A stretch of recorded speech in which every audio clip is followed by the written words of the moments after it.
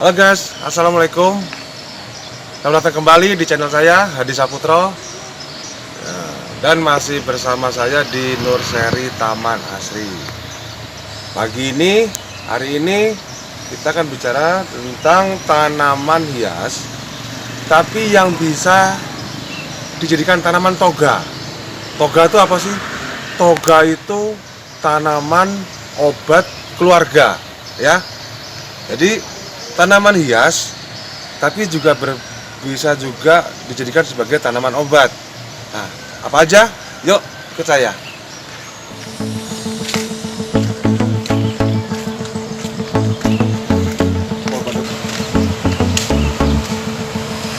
Ini namanya tanaman kol banda.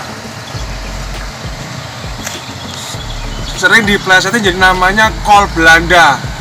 Orang Surabaya bilang kol londo, tapi nama aslinya sebenarnya kol banda. Kol banda ini warnanya emang kuning. Ini bisa jadi pohon dan daunnya kuning, gak ada bunganya, tapi bisa dijadikan tanaman hias. Kol banda ini bisa untuk mengobati kaki bengkak, terus bisa juga untuk mengobati bisul. Ini juga bisa buat ini juga bisa dibuat sayur, daun mudanya. Tapi kalau untuk mengobati bisul, kaki bengkak, ya untuk resepnya cek Google, ya. Oke. Tanaman selanjutnya adalah bunga melati. Melati ya, melati biasa, yang wangi, ini melati. Bunga melati itu bisa mencegah penuaan. Bisa juga mengobati sesak napas, mengobati demam dan sakit kepala, terus mengobati sakit mata, terus bisa untuk mencegah kolesterol. Selain itu bisa untuk menurunkan berat badan, ya. Untuk jelasnya, kalau mau lihat cara resepnya, cek Google. Oke, kita cari lain yuk. Dan sekarang tadi melati ya. Sekarang kita bunga. Nah, ini adalah bunga kenanga. Ya. Fungsinya hampir sama seperti melati. Dia bisa untuk meredakan ketegangan, menenangkan pikiran. Apalagi ya, aromanya itu bisa meningkatkan rasa pede. Jadi intinya kalau kayak seperti melati dan kenanga ini untuk aromaterapi. Dan lagi untuk meningkatkan gairah seks. Wah, ini yang penting. Nah, ini kan bunganya untuk aromaterapi, taruh dalam kamar saat kita mau bercinta. Nah, jadi meningkatkan gairah seks, ya. Dan sekarang selanjutnya adalah bunga mawar. Nih bunga mawar semua. Ini bunga mawar.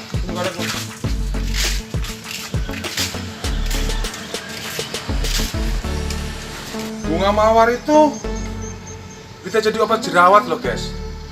Obat jerawat alami. Bisa untuk melembabkan kulit wajah, gosok gitu loh. Nah, itu bisa di kulit wajah. Dia menghambat penuaan. Ya pokoknya kalau hati senang kan jadi lambat penuaan ya.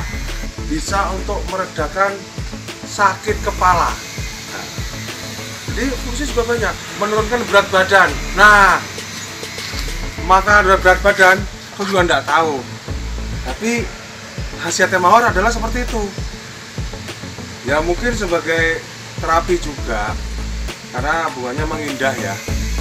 Mawar, misalnya tegang, terus bawain mawar ke istri kan jadi lemes nanti. Jadi bisa meredakan ketegangan, ya enggak? Bunga mawar.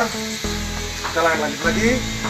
Nah, ini adalah semua ini namanya bunga begonia, ya. Nah, bunganya seperti itu ya teman-teman. Cakep. Ini namanya bunga begonia. Begonia ini ya, ini bunganya bisa dimakan. Rasanya seperti belimbing wuluh. Begonia itu ada yang berbunga, ada yang cuma daun. Tapi yang di tempat saya ini, yang saya suka yang berbunga. Kalau teman-teman ada rezeki ada waktu bisa ke Taman Begonia di daerah Lembang. Itu begonia semua. Teman-teman dingin ya. Ini bisa untuk mengobati gangguan pencernaan. Ya dengan bunganya tadi. Terus mengobati bronkitis. Begonia. Terus bisa untuk mengobati penyakit disentri. Kemudian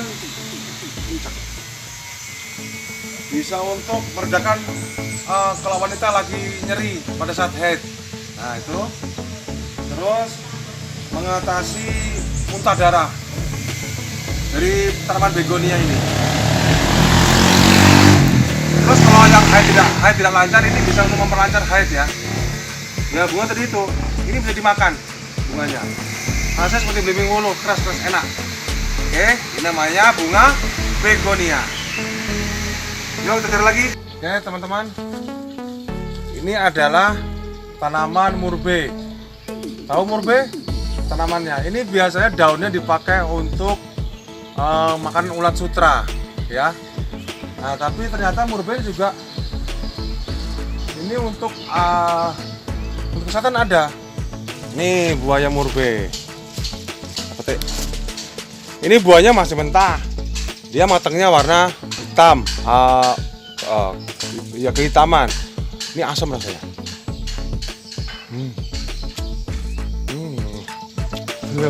Asam. Tapi ini bisa menurunkan gula darah. Penting itu. Dari buah lagi tuh. Terus bisa untuk mengurangi kolesterol. Apalagi ya?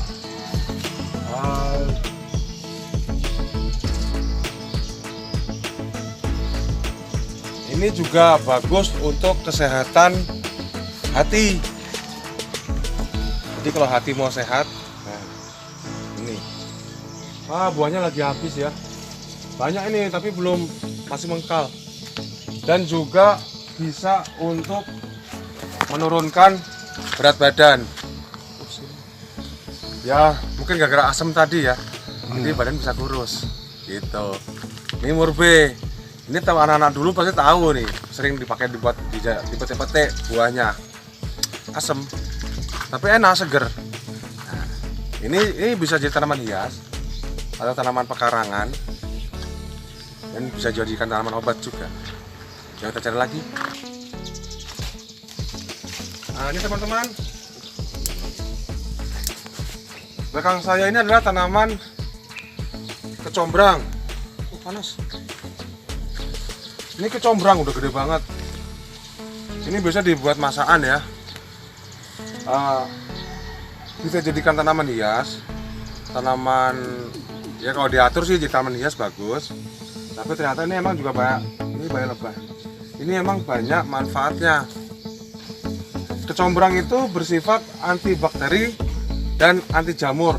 Dan ini belum berbunga nih. Terus mempercepat penyembuhan pada luka luar. Ya, jadi kalau luka, mungkin daunnya ini. Daunnya itu bisa untuk menambah luka luar. Dia ada kayak getahnya, itu yang bagus untuk menutup luka. Kalau makan kecombrang, kalau yang bunganya itu bisa untuk menghilangkan bau badan. Kemudian bagi wanita, ibu-ibu hamil, ibu menyusui ding. Ini bisa untuk memperlancar ASI kalau makan bunganya ya. Karena memang di Jawa sana banyak bunga kecombrang ini memang dimasak untuk makanan. Cuma ini belum berbunga. Nah kita cari lapangan lagi kok. Oke guys, ini namanya bunga sepatu. Ini belum mekar ya. Nanti dia agak siang baru buka lagi mekar. Ini ternyata juga ada manfaatnya untuk kesehatan. Ini bisa untuk membantu menurunkan berat badan. Percaya? Nah, aku juga bisa. Terus bisa untuk menurunkan tekanan darah, terus menurunkan resiko kanker. Jadi manfaatnya banyak ini. Terus memiliki sifat antibakteri juga dan memelihara kesehatan hati. Nah, ingat ya, hati harus dijaga. Hatinya siapa? Ya hatimu lah. Oh, iya. Gitu ya. Ya hati siapa lagi? Oke, teman-teman. Itu tadi tanaman hias yang bisa dijadikan tanaman obat juga. Jadi kita memperindah rumah, tapi juga kita ambil manfaatnya untuk kesehatan. Oke, sampai di sini dulu videonya. Jangan lupa di komen, di subscribe ya. Nah, saksikan terus di video-video saya selanjutnya. Dadah.